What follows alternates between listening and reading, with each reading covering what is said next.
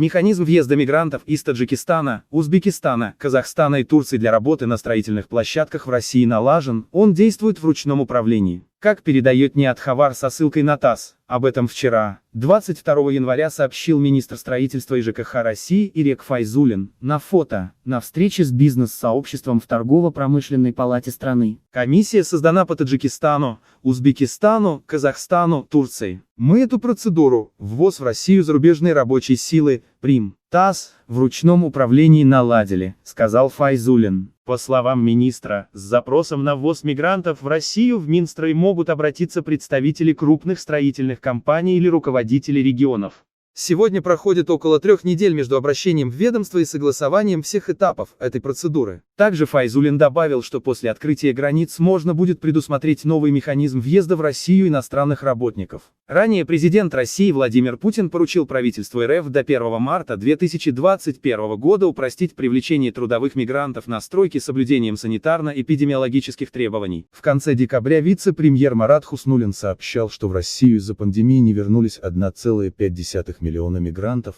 работавших на стройках. В Минстрое, в свою очередь, отмечали, что министерство подготовило предложение для упрощенного въезда в Россию трудовых мигрантов для работы на стройплощадках. Согласованные с МВД, Минтрудом и Роспотребнадзором предложения направлены на рассмотрение в правительство РФ. В Минстрое среди причин дефицита рабочей силы на стройках называют запрет на въезд в Россию иностранных работников.